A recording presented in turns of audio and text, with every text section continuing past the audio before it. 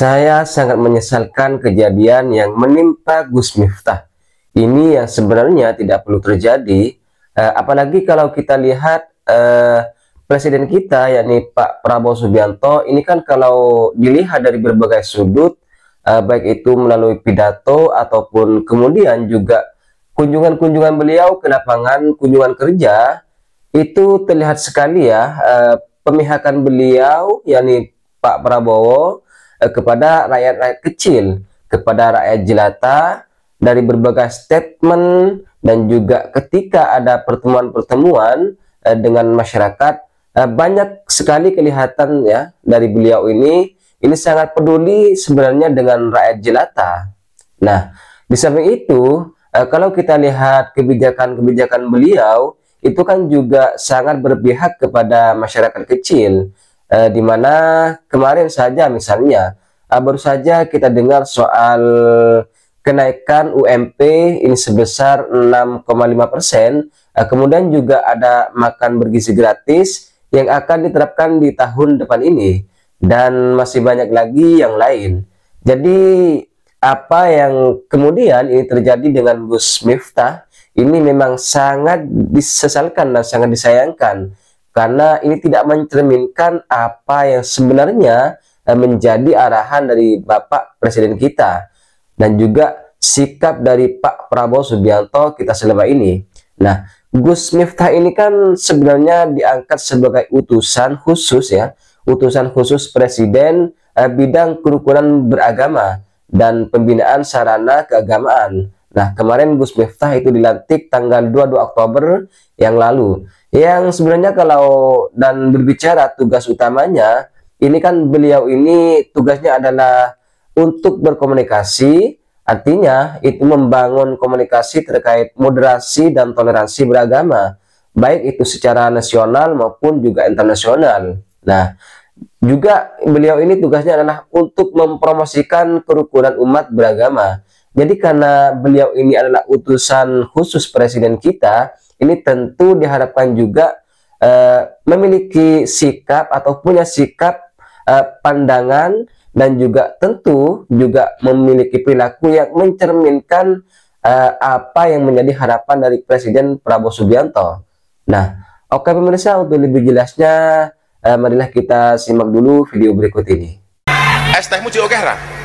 Masih, yo kono didol goblok.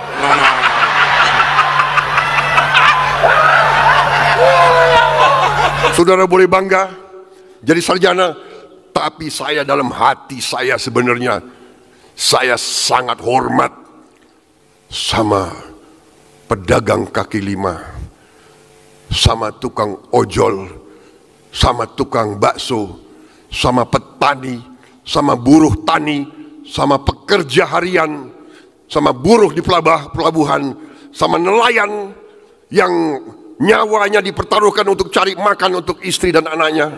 Sehebat apapun diri Anda, katanya ahli ibadah, kesolehannya sudah tidak bisa dikira-kira, tapi kalau Anda memandang hamba Allah dengan pandangan merendahkan, siapapun dia, pemabuk, berjudi, berzina, apapun, awas. Kalau Anda memandang mereka dengan pandangan merendahkan, maka itu menjadi sebab Anda akan direndahkan oleh Allah. Sombong kemana-mana seolah-olah punya surga.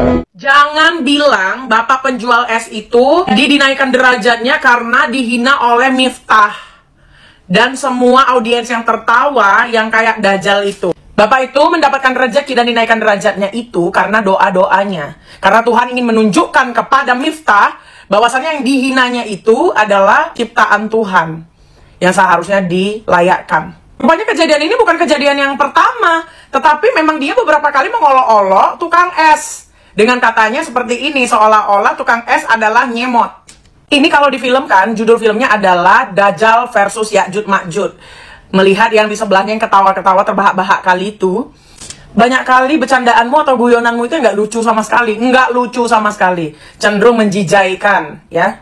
Anda tahu siapa yang digendong sama si buta dari gua hantu? Sekarang jualan es teh.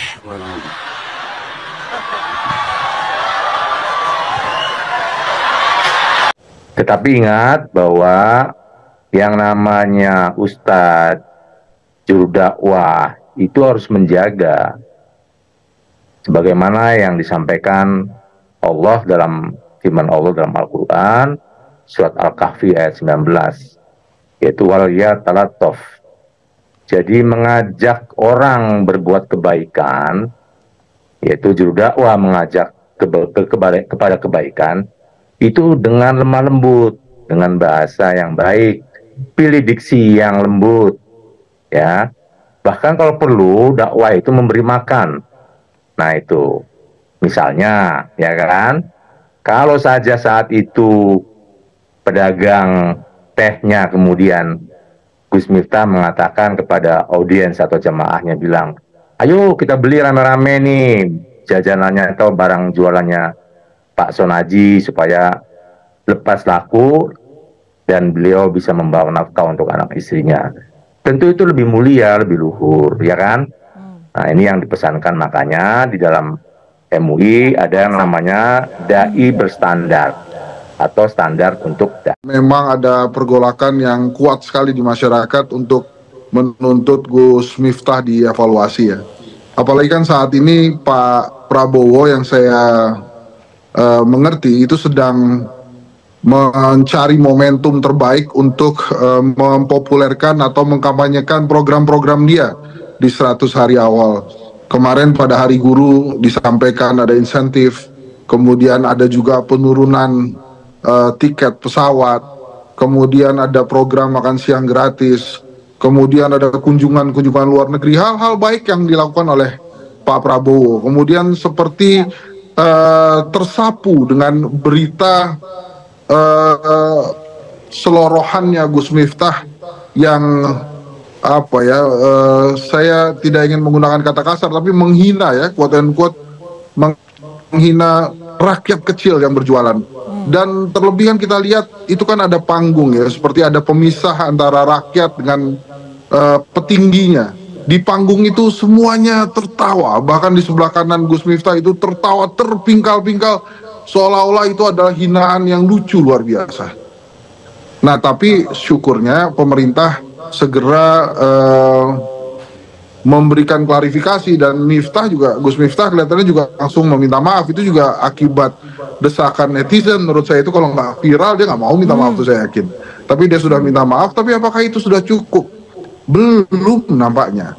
Jadi kelihatannya ingin ada evaluasi menyeluruh tuh Mbak Lulu dari pemerintah terhadap keberadaan utusan khusus yang labelnya saja keberagaman beragama kalau nggak salah tuh. Sehingga itu sebuah label yang luar biasa. Sudah minta maaf ya, tapi apakah kemudian rakyat sudah reda marahnya, itu kelihatannya belum. Ketegasan juga bisa diartikan dengan peneguran, evaluasi, dan juga monitoring. Di kantor kami, kantor komunikasi kepresidenan, ada fungsi monitoring dan evaluasi komunikasi pemerintah termasuk pejabat negara. Ini bagian dari ketegasan dari pemerintah, dari Presiden Prabowo. Nah, tadi dikatakan memang publik ini banyak menuntut untuk kemudian dilakukan pencopotan. Kami bisa mengerti dan menurut kami bahwa sorotan dari publik ini juga sangat baik untuk menjadi satu pagar, satu pengingat bagi kami semua pejabat publik untuk benar-benar menjaga kehati-hatian dalam bersikap. Karena mata publik ada di mana-mana, handphone ada di mana-mana untuk merekam segala sesuatu yang benar-benar kita harus benar-benar menjaga. Dan sekaligus juga ini menurut kami ini adalah satu pembelajaran yang sangat baik, bahwa memang seringkali kita ini guyon ya, guyon di Indonesia, guyon bercampur bully itu tipis-tipis gitu ya. Banyak sekali guyon-guyon yang kita bercanda dengan bungkus bullying. Hal ini perlu untuk kemudian kita bisa pembelajaran kita bersama bahwa hal itu bisa sangat menyakiti orang lain. Dan yang kedua, saya juga sangat mengapresiasi, belajar betul dari kebesaran hati dari Bapak Sun Haji. Ketika ada media yang menginterview Bapak Sun Haji, Pak Sun Haji mengatakan bahwa saya biasa saja, saya tidak ada rasa apa-apa begitu ya. Menurut saya Bapak Sun Haji memiliki kebesaran hati yang sangat luar biasa, yang itu menjadi pembelajaran buat saya juga dan pembelajaran buat kita semua. Dan yang ketiga tadi seperti yang disampaikan oleh Bapak Ihsan bahwa siapapun itu bisa salah. Satu hal yang sebenarnya tidak perlu terjadi gitu. Apalagi kalau kita lihat Presiden kita Pak Prabowo Subianto ini kalau dilihat dari berbagai baik itu melalui pidato atau kemudian juga kunjungan-kunjungan beliau ke lapangan, kunjungan kerja, itu terlihat sekali pemihakan beliau ya kepada rakyat kecil, kepada rakyat jelata. Dari berbagai statement ya, dan juga ketika ada pertemuan-pertemuan dengan masyarakat banyak, kelihatan sekali beliau sangat peduli sebenarnya dengan rakyat jelata.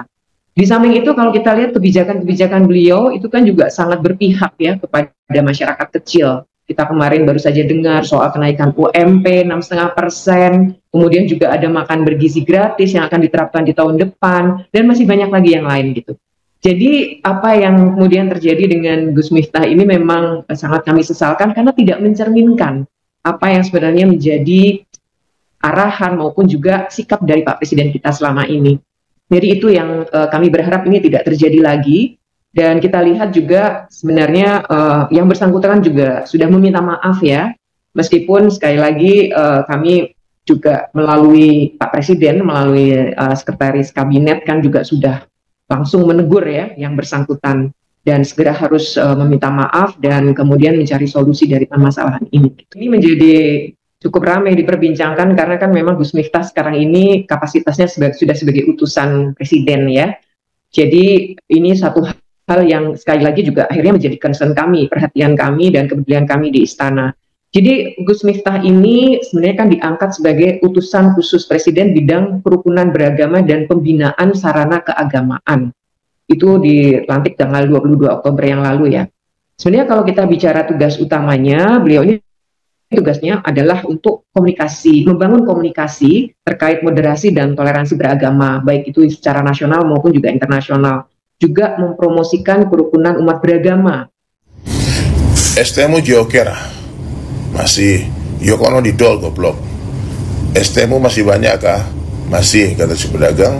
Ya sana kamu jual. Nah kenapa harus ada kata kalimat gobloknya gitu? Tapi inilah hebatnya Allah Subhanahu Wa Taala yang menggerakkan suasana dan keadaan, membolak-balikkan suasana dan keadaan.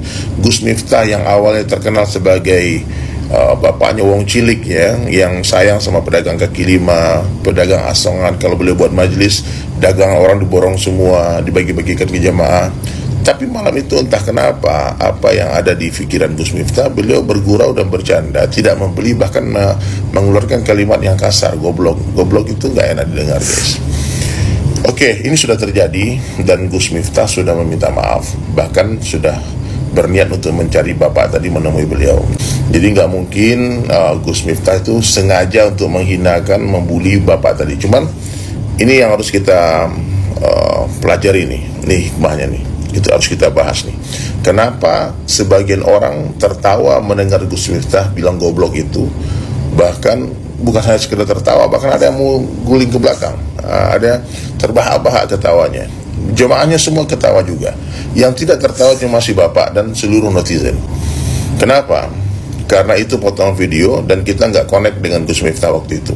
Jamaah yang ada di panggung dan di bawah panggung itu ibarat orang yang nonton konser.